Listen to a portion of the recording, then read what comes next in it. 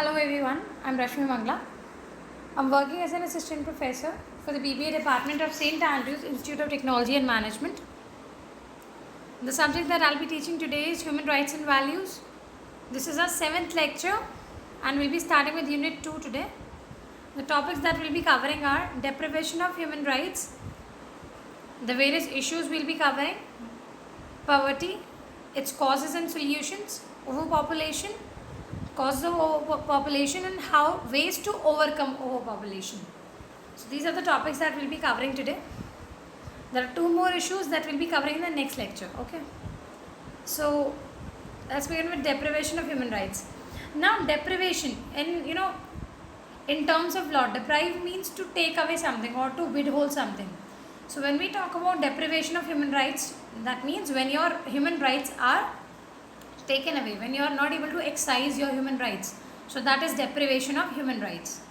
So deprivation is the result of socio-economic disparity, inequalities present in society, deprive a number of people from the equal enjoyment of human rights because of a lot of inequalities that are there in the society. So many people, they are deprived of their human rights. They cannot fully enjoy them. Now the social inequalities lead to the presence of, now because of the inequalities, what all things come up? Unequal opportunities, unequal rewards, unequal social positions. And it is the duty of the nation to address the issues that hamper the enjoyment of human rights. So it is the duty of the nation to keep those issues and to keep a check on them, whichever is hampering the enjoyment of human rights, whichever is depriving the people of their human rights. So the issues are as follows. Let's see them.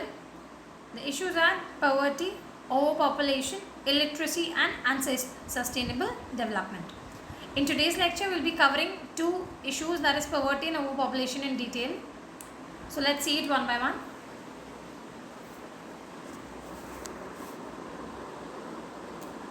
Now, poverty. Poverty is defined as deprivation or a lack of income and has to be solved through economic growth. So the poverty issue, it is basically a lack of income and it really needs to be solved.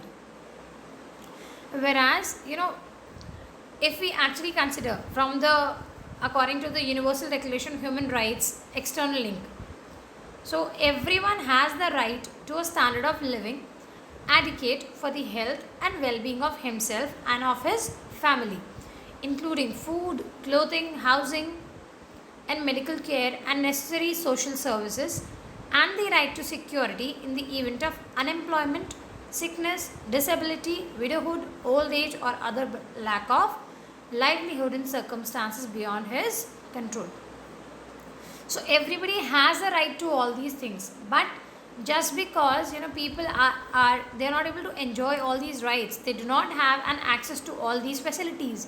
So that is why this term poverty pops up. That is why this term poverty comes up, when people are lacking their source of income, when they do not have any source of income. So they are not able to live a standard life, they are not able to have proper food or proper clothes or proper housing or medical facilities for them. So that is what causes the poverty basically. So let's study the causes of poverty in detail one by one. Now, the causes of poverty in India are, the major causes unemployment and underemployment. Now, due to continuous rise in population, there is chronic unemployment, that so many people are there who are, although they have adequate qualification, but still they are not getting jobs. So that is unemployment. And underemployment means, despite of people being educated, they are not able to get the jobs as per their qualification. So they are underemployed. And there is educated unemployment also. The people who are educated, they are unemployed. And there are some people who are not educated, and because they do not have any requisite qualification, that is why they are not able to find jobs. So educated people are also unemployed, and there are the common ones who are uneducated, they are also unemployed. And not only this, there is disguised unemployment also. Disguised unemployment is when extra people are employed for the same work. Let's say for an example, there is a land, okay, where only 5 people are required for work. If 5 people are working on a piece of land, that is sufficient. But in a family, there are 7 members, and all those 7 are working on the same land. So the 2 people who are working extra on that land, they are covered under disguised unemployment, or they are considered as disguised unemployed, because they are not needed. They are just working because they don't have any other work to do. Actually, 5 people are enough for that piece of land, but because those 2 members, they do not have any work, so they are also working. So they are not doing any productive work. जितना काम 5 लोग करेंगे उतनी ही production 7 लोगों से भी होगी. So they are not doing any extra production. So that is called disguised unemployment. And poverty, it is a reflection of unemployment. When people are unemployed, when they don't have jobs, so ultimately the poverty comes up. Then underdeveloped economy. Now Indian economy, as we know, it is underdeveloped due to low rate of growth, and that is the main reason for poverty in India. Then increase in price. The steep increase or rise in prices, it has affected the poor badly.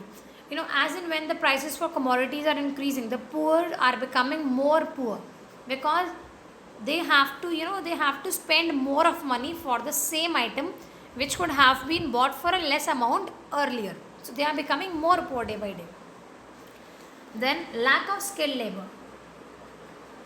Now in India, unskilled labor is in abundant supply, but skilled labor is less. And due to the insufficient industrial education and training, that is why we have less of skilled labor. And this lack of skilled labor is again a cause of poverty. Then deficiency of efficient entrepreneurs. For industrial development, able and efficient entrepreneurs are needed.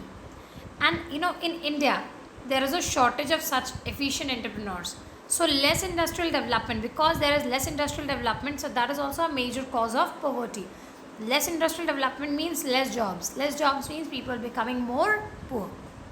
So these are the main causes of poverty in India. Now let's see some of the solutions for overcoming poverty. Now first solution is create jobs. See, we all know that so many people are there who are unemployed or who are underemployed, as we saw, which is a major reason of poverty.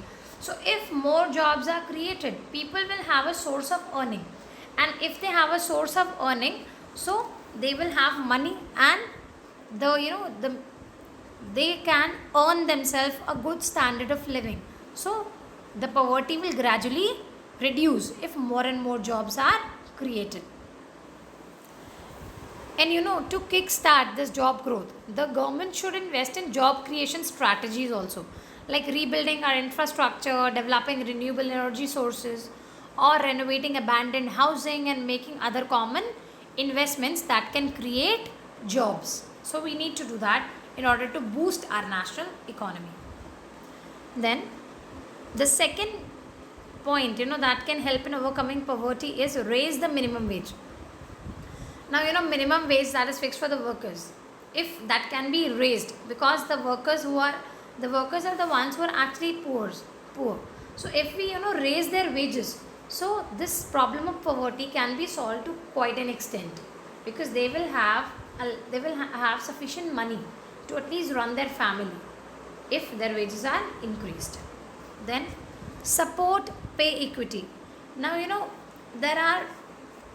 at times there are female full-time workers, and if in many situations the pay that they are getting, it is not equal, there are differences in that. So we should promote equal pay for equal work. We should ensure that everybody is having equal pay for equal work. So this support and pay equity, that everybody is getting equal pay for the equal work, this can also help in overcoming poverty. Then provide paid leaves and paid sick leaves. Now paid leave is an important anti-poverty politics, as like having a child, it is one of the leading causes of economic hardship. Now, and additionally, nearly 4 in 10 private sector workers and maybe 7 in 10 low wage workers, they do not have a single paid sick day. putting them in impossible position to having to forego needed income. So whenever they have to take leave, their income is deducted. They do not have any paid leaves. So we have to provide paid leaves, and we have to provide paid sick days also, so that their income can be saved, so that their income they can utilize on themselves. Then land reforms. Now land reform, it has invariably led to poverty reduction in most countries, because land acts as an asset that can be put to productive use, or which can be exchanged for capital, and that can be gainfully employed. So land reform is also a factor which can help in overcoming poverty. So this was the first issue. The second issue that we'll see is overpopulation. Now overpopulation, as we know, and in India, that is India is highly overpopulated. So overpopulation is the state whereby the human population rises to an extent exceeding the carrying capacity of the ecological setting. Exceeding the carrying capacity, यानी जितने people, whatever people should be accommodated, when number of people is increasing than the people who can be accommodated, that is when overpopulation comes up. So in an overpopulated environment, the number of people, they might be more than the available essential material for survival, like transport, water, shelter, food, or social amenities. People are more, the number of material for survival is less, because population is constantly increasing. And this regularly contributes to environmental deterioration, worsening in the quality of life, and even the disintegration of the population. See, when there is overpopulation, more resources are being used quickly, and at last environment is being deteriorated, and the quality of life is getting worsened. See, we would have seen advertisement in many TVs, isn't it, that we have to save the fuel for the future, otherwise there will be no fuel available for our future generations. So that is happening. Why? Because first of all, the country is overpopulated. Secondly, we are using resources we are just over exploiting, we are doing exploitation of resources, we are not using them efficiently. So overpopulation is a factor which deprives the people of their human rights. Now let's see the major causes of overpopulation. Now there are three main causes of overpopulation. Apart from these, there are many, but these are the three main ones.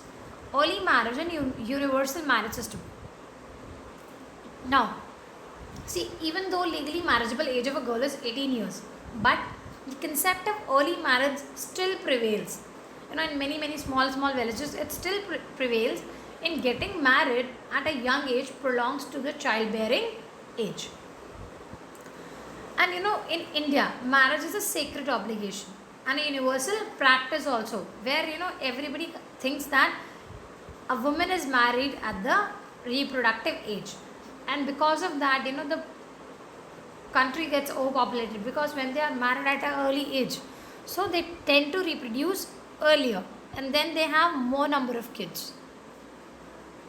Then age old cultural norm, this is a thing which still prevails in India, and that's a mindset of people.